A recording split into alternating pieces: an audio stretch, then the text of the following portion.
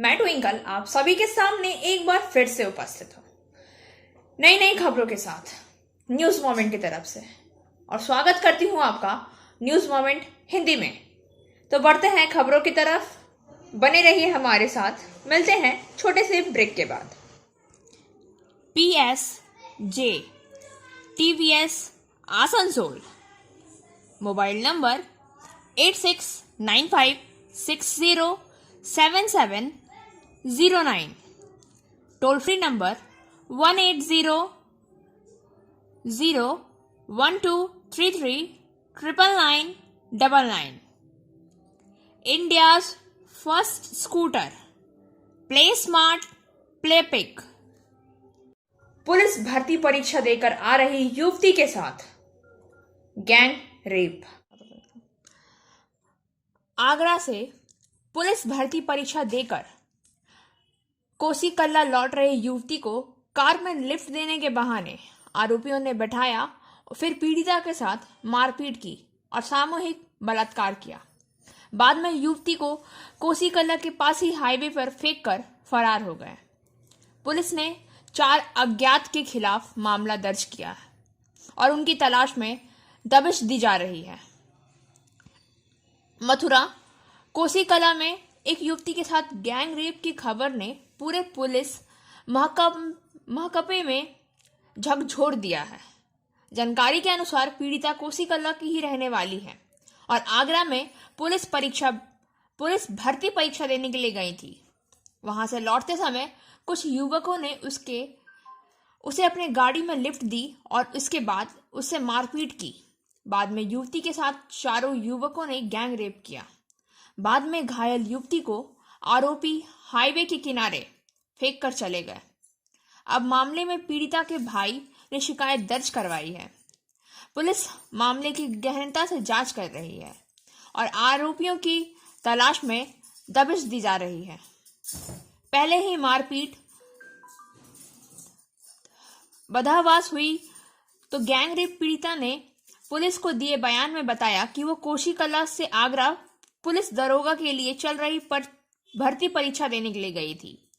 परीक्षा के बाद वो वापस लौट रही थी, लेकिन देर शाम उसे कोसी कला के लिए कोई वाहन नहीं मिला और एक कार में उसे लिफ्ट दे दी। इस कार में 4 युवक सवार थे। कार जैसे ही आगरा दिल्ली हाईवे पर आई तो युवकों ने उसके साथ छेड़छाड़ की। पीड़िता ने जब इसका विरोध किया तो 4 ने मिलकर उसे बुरी तरह तक पीटा। बाद में 4 ने उसके साथ बलात्कार किया। पति मुसीबत में फंसा है, ऐसा बोलकर एक युवती से लगभग 1,20,000 की धोखाधड़ी की गई। चितरंजन रेलवे फैक्ट्री में दुकान अध्यक्ष के पद पर कार्यरत लंका मुंडा ने बुधवार की सुबह सुंदर पहाड़ी में एक रेलवे झोपड़ी का दरवाजा हाथ में हेलमेट लेकर खटखटाया। घर से एक युवती अपने 2 बच्चों के साथ दरवाजा खोली। दरवाजा खुलते ही युवक ने कहा कि ऑफिस में उसका पति बहुत मुश्किल में फंस गया है। पुलिस ने उसे घेर लिया है। ऐसे में उसे काफी पैसे और कुछ दस्तावेजों की जरूरत है। उसने मुझे गुप्त रूप से लाने के लिए एक दोस्त के रूप में तुम्हारे पास भेजा है। यह सुनकर वह युवती घबरा गई और अपने पति को फोन लगाने की कोशिश करने लगी। युवती को फोन लगाता देख उस युवक ने उसे फोन लगाने से मना किया और उसे समझाते हुए खुद भी रोने लगा।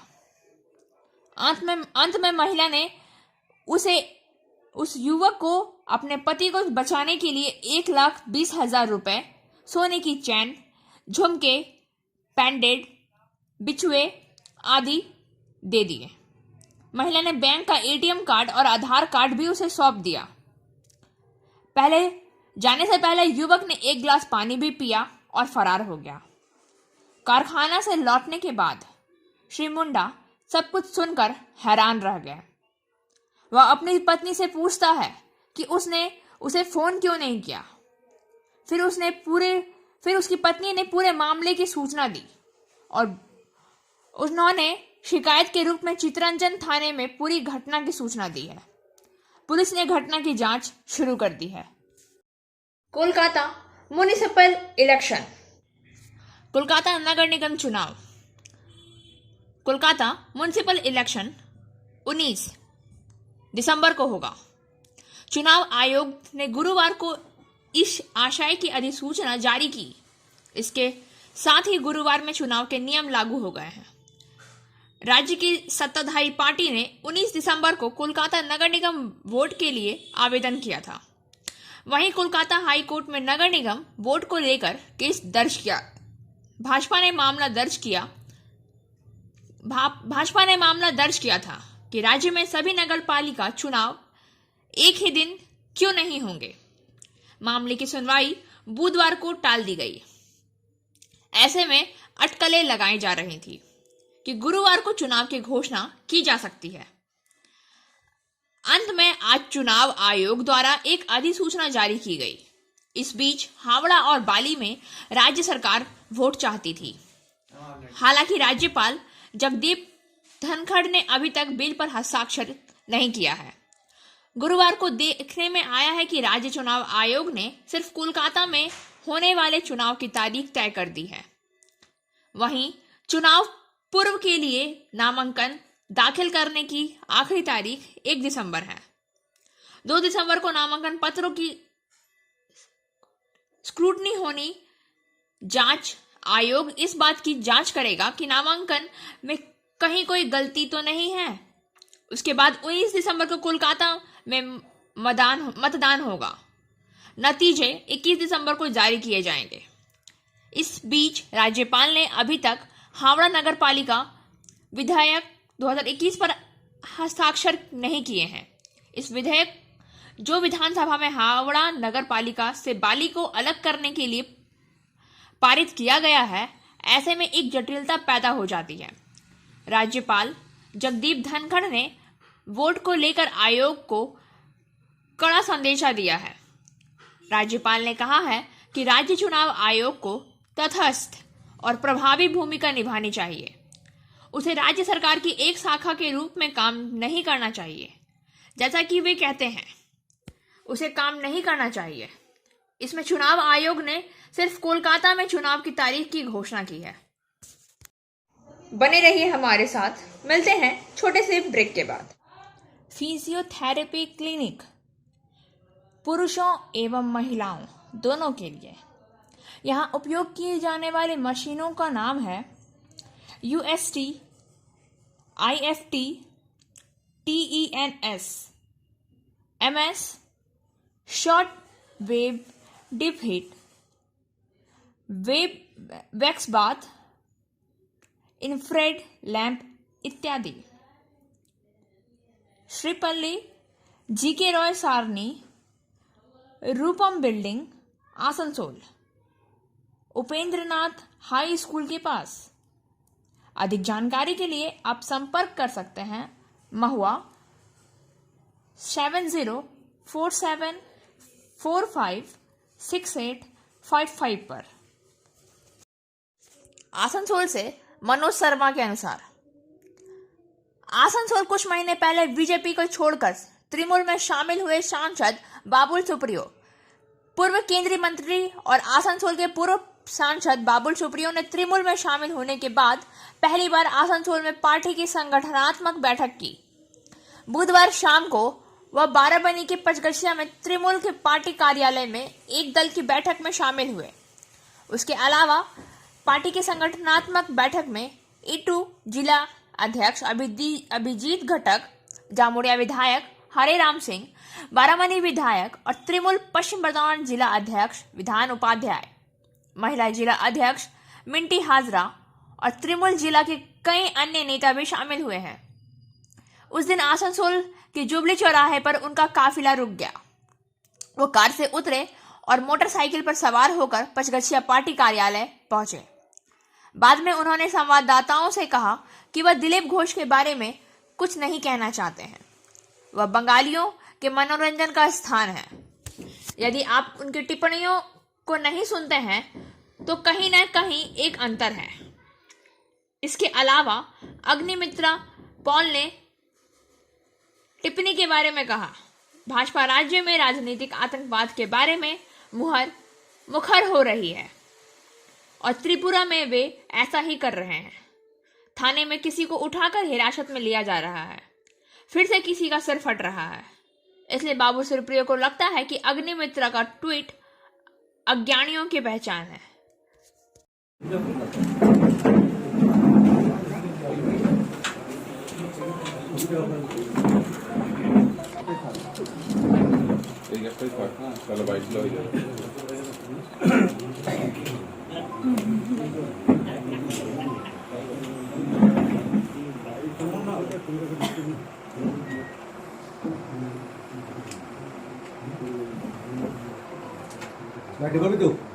बने रहिए हमारे साथ, मिलते हैं छोटे से ब्रेक के बाद। Angel Vidya Mandir, a sure way to success. We provide class 8 to 10, class 11 and 12, graduation honors and program. We also provide all types of competitive class. For further information, please contact 9932864067 or 8116183079. 5 रात्रि व्यापी 23वें रास महोत्सव का त्रिमूल नेत्री सुजाता खान ने किया उद्घाटन। साकतोड़िया पंचग्राम युव समूह के नेतृत्व में बुधवार की संध्या सातुड़ी थाना के हंस दीमा फुटबॉल मैदान में 5 रात्रि व्यापी 23वें रास महोत्सव का त्रिमूल नेत्री सुजाता खान ने फीता काटकर दीप प्रज्वलित कर समारोह का उद्घाटन किया। इस अवसर पर जिला परिषद लोक स्वास्थ्य तकनीकी विभाग के प्रमुख सोमेन बिलथरिया, सातुड़ी के शिक्षक कर्माध्यक्ष सुशांत केवड़ा, मेघदूत महतो, उज्जवल कुमार, बप्पा मुखर्जी सहित अन्य लोग उपस्थित थे। इस संदर्भ में पंचग्राम युवा समूह के सदस्यों ने बताया कि इस वर्ष यह रास महोत्सव 23वें वर्ष में प्रवेश कर रहा है। वह अन्य वर्षों से 5 रात्रि व्यापी मेला लगता रहा है, लेकिन पिछले वर्ष कोविड की वजह से छोटा कार्यक्रम आयोजित किया गया था। इस दिन मेले के उद्घाटन समारोह में शामिल होने पहुंची त्रिमूल नेता सुजाता खान ने कहा, पुरुलिया मेरी जन्मभूमि है, पुरुलिया मेरे जीवन का स्थान है। पूरे राज्य को इस जिले का पर्यटन के रूप में गर्व है। मैं चाहती हूं कि राज्य सरकार के साथ साथ स्थानीय लोग भी एक साथ आए और पर्यटन केंद्र को आगे बढ़ाने के लिए एक दूसरे का सहयोग करें, जिसके फलस्वरूप पूरे भारत के पर्यटक इस जिले की प्राकृतिक सुंदरता को देख सके। पुरुलिया जिले के अयोध्या, गणपट, पंचकोट और बाड़ती जैसे स्थानों की ओर उन्होंने संकेत किया है। বাইরে রয়েছে বা বাইরে চাকরি করেন, তারা সবাই কিন্তু পুরুলিয়া যে আমাদের এত ভালো ট্যুরিজম স্পট, এখানে এত ভালো ভালো জায়গা আছে ঘোরার, অযোধ্যা বলুন, বড়ন্তি বলুন, গড়পঞ্চকোট বলুন এবং আরো প্রচুর জায়গা, সেখানে আসার জন্য বাইরের যারা ঘুরতে ভালোবাসে সেই সব মানুষদের কানে এটা পৌঁছান, যাতে পুরুলিয়া আগামী দিন সৌমেনদা আছেন আরো আপনাদের সবার হাত ধরে একজন সেরা টুরিস্ট স্পট হতে পারে, যেটা অলরেডি হয়েছে। কিন্তু আমি চাই যে আরো সারা ভারতবর্ষ থেকে মানুষ আসুক পুরুলিয়ায় ঘুরতে, যাতে পুরুলিয়ার ট্যুরিজমের থেকে একটা বৃহৎ পরিমাণ আমাদের একটা অর্থ আসে এবং সেটাতে পুরুলিয়ার উন্নয়ন করতে পারি। উন্নয়ন করার ক্ষমতা শুধু রাজনৈতিক নেতা বলে কিছু হয় না, আপনাদের সবার ক্ষমতা আছে উন্নয়ন করার, শুধু মানসিকতাটা থাকতে হবে যে আমিও পারি করতে। बने रहिए हमारे साथ, मिलते हैं छोटे से ब्रेक के बाद। Coaching for medical NEET AIIMS entrance exam by DK Lal sir. For further information, please contact 9832829475. Purulia जिले में 1077 शिशुआलय का किया गया उद्घाटन। पुरुलिया से वर्किंग एडिटर विकास प्रसाद के अनुसार जिला प्रशासन ने राज्य के अन्य जिले के साथ साथ पुरुलिया जिला में भी 1077 शिशु आलयों का उद्घाटन किया। पश्चिम बंगाल सरकार की पहल पर आंगनवाड़ी केंद्रों को सुनियोजित ढंग से सजाकर खेल के माध्यम से बच्चों को प्राथमिक शिक्षा प्रदान करने के लिए यह कदम उठाया गया है। मूल रूप से कोरोना की स्थिति के चलते पुरुलिया जिला के पुचा प्रखंड के गंगररेड्डी गांव के आंगनवाड़ी केंद्र में शिशु आलय का सांकेतिक उद्घाटन के साथ जिला में 1077 शिशु आलय का मार्ग शुरू हुआ है। प्रशासनिक अधिकारियों ने कहा है कि जिले में जमीन प्राप्त नहीं हो पाने के कारण कई आंगनवाड़ी केंद्रों ने शिशु आलय स्थापित करना संभव नहीं हो पाया है, लेकिन जिले के प्रत्येक बच्चे को सुरक्षित आश्रय और प्राथमिक शिक्षा प्रदान करने का हर संभव प्रयास किया जा रहा है। इस अवसर पर मान बाजार अनुमंडल अधिकारी शुभजीत वसु, डीपीओ सैयद अंजुम रोमन, सीडीपीओ पंचायत गणेश मणिग्राही, पुचा प्रखंड के समग्र विकास अधिकारी अनिध भट्टाचार्य, पुचा पंचायत समिति के अध्यक्ष कृष्णचंद्र महतो सहित अन्य गणमान्य व्यक्ति उपस्थित थे। Biofina, drink healthy, stay healthy, lychee flavor. For trade inquiry, mail care@rkmgroup.in. Contact toll free number 1800-258-7060. Barabani प्रखंड दमहानी फुटबॉल मैदान डीपीएल विधायक कप क्रिकेट टूर्नामेंट का आधिकारिक उद्घाटन। मुस्कान बनाम रेड बुल यह खेल 12 ओवर का खेल है और रेड बुल ने आज यह खेल जीता। चारों टीमों के साथ खेल 1 तारीख तक जारी रहेगा। দিন ধরে চলে আসছে। এখানকার যারা ক্রীড়াপ্রেমী তারা খুব ভালোভাবে এই খেলাটাকে এনজয় করে এবং চায় প্রতি বছর এই খেলাটা যেন অনুষ্ঠিত হয়। আমাদের এই টুর্নামেন্টে যে 4টি দল অংশগ্রহণ করেছে সে বাকি দুটো টিম হচ্ছে আপনার টাইগার 11 আর এই ভারত ব্রিক্স। সেই খেলাটা আজ বিকেলে সেকেন্ড হাফে আছে। আমাদের লিগে দুটো করে খেলা হবে, তারপরে একটা ফাইনাল হবে, কিন্তু ফাইনালের ডেটটা এখন আমরা স্থির করতে পারিনি। আমরা আমাদের এমএলএ সাহেব বিধান উপাধ্যায়ের সাথে কথাবার্তা বলে তারপর আমরা ফাইনাল ডেটটা ঠিক করব। কি নাম কি? নাম দয়াময় দাস, अधिनायक रेड वाइज। बने रहिए हमारे साथ, मिलते हैं छोटे से ब्रेक के बाद।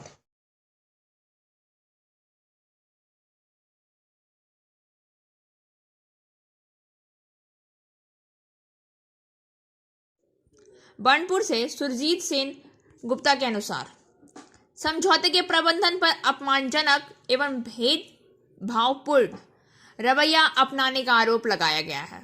इसके खिलाफ steel workers federation of India अर्थात सीटू की वर्चुअल बैठक में सर्वसम्मति से 16 दिसंबर 2021 को पूरे सेल एवं RINL में हड़ताल का निर्णय लिया गया है। 29 नवंबर 2021 को हड़ताल का नोटिस दिया जाएगा। इसके पहले आज दुर्गापुर स्टील प्लांट में सीटू द्वारा वेतन समझौता के खिलाफ प्रदर्शन किया गया। इस दौरान steel workers federation of India के महासचिव ललित मोहन मिश्रा, यूनियन के DSP यूनिट संयुक्त सचिव विश्वरूप बैनर्जी एवं सौरभ दत्ता आदि समेत बड़ी संख्या में यूनियन कार्यकर्ता मौजूद थे। प्रदर्शन के दौरान वेतन समझौता को अपमानजनक एवं काला समझौता करार देते हुए सीटू नेताओं ने कहा कि स्थानीय एवं ठेका कर्मियों के वेतन समझौता के लंबे समय से लंबित मुद्दे पर NGCS के अत्यंत विकट स्थिति उत्पन्न हो गई है। भाग लेने वाली कुछ यूनियनें प्रबंधन की विभाजनकारी रणनीति में फंस गई और श्रमिकों के समूह के बीच सहमति का उल्लंघन करते हुए एक समझौता ज्ञापन पर हस्ताक्षर किए हैं। समझौता ज्ञापन अत्यधिक भेदभावपूर्ण, नकारात्मक परिस्थितियों से भरा है, अधूरा और 1 जनवरी 2017 से बकाया एरियर भुगतान के बारे में दिशाहीन, पेंशन अंशदान में समानता, ठेका कर्मियों का वेतन समझौता आदि। सेल पे डिवीजन को सीटू की मांगे। 1.39 माह का एरियर भुगतान किए जाए। दूसरा, पक्ष का एरियर दिया जाए। तीसरा, 9% के ब्याज, 6% या 2% का पेंशन का विरोध। चौथा, रात्रि भत्ता, बोनस, छुट्टी, अन्य भत्ता कोई प्रतिबंध नहीं। पांचवा, अधिकारी जैसा ऋण नहीं। छठा, घर का किराया, बिजली का बिल में वृद्धि। सातवां, अधिकारियों को 15% और 35% बकाया भत्ते के साथ। आठवां, एक अतिरिक्त ग्रेड के अधिकारी के लिए नया पद नाम। नौवां, अधिकारियों के लिए फर्नीचर भत्ता। 10, अधिकारियों के लिए लैपटॉप भत्ता। 11वां, अधिकारियों के लिए की तरह ओपन एडेड स्केल नहीं। 12वां, 11 के बाद किसी भी अतिरिक्त ग्रेड का सृजन नहीं किया गया है। बने रहिए हमारे साथ, मिलते हैं छोटे से ब्रेक के बाद। Abhinav Ginni house at KN Mukherjee land, Asansol. Telephone number 03412311 mobile number 9933990442। It deals in diamond, gems and stones, gold hallmark jewelries, silver items and utensils, zodiac power item।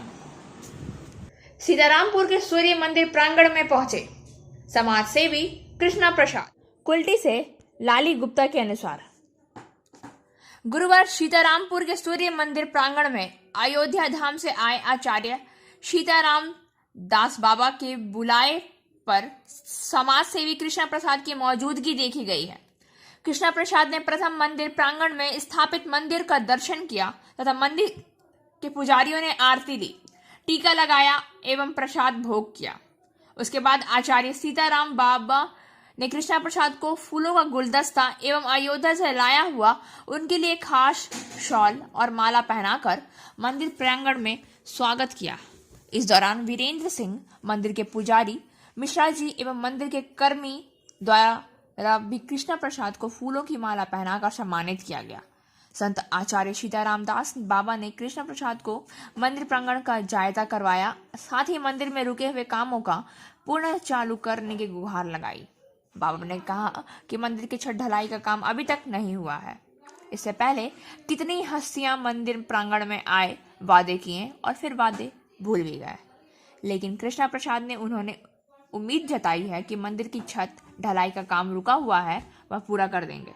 Krishna प्रसाद ने मीडिया कर्मियों से छत ढलाई की बात करते हुए कहा कि मैं प्रथम बार सीतारामपुर सूर्य मंदिर में आया हूँ।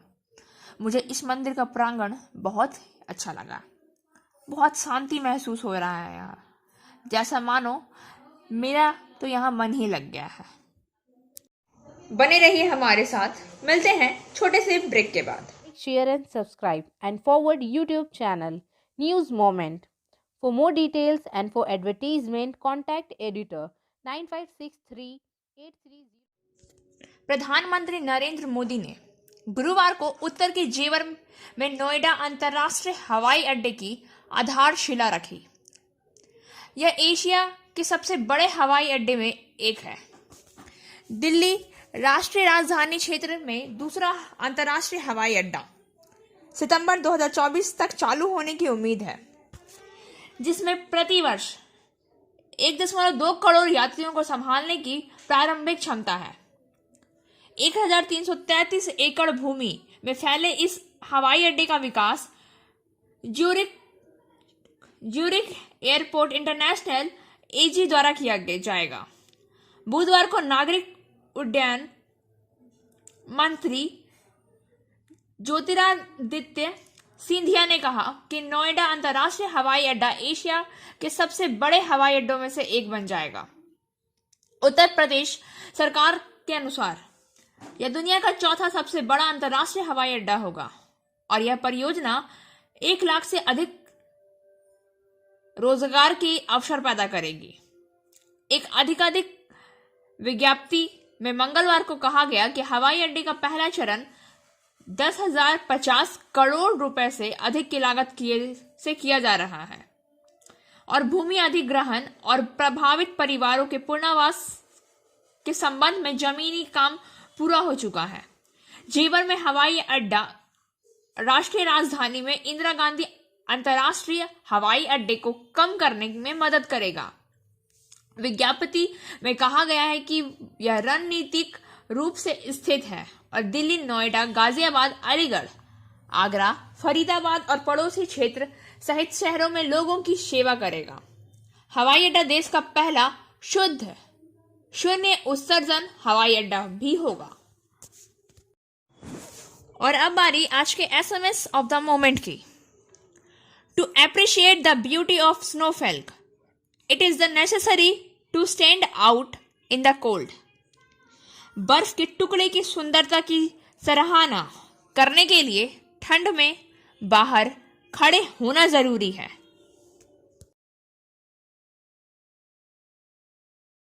खबरों का सिलसिला यही समाप्त होता है। वक्त हो गया है आपसे विदा लेने का, लेकिन उससे पहले हमारे वीडियो को लाइक करें, चैनल को सब्सक्राइब करें और आगे की अधिसूचना के लिए घंटी वाले आइकन को पुश करना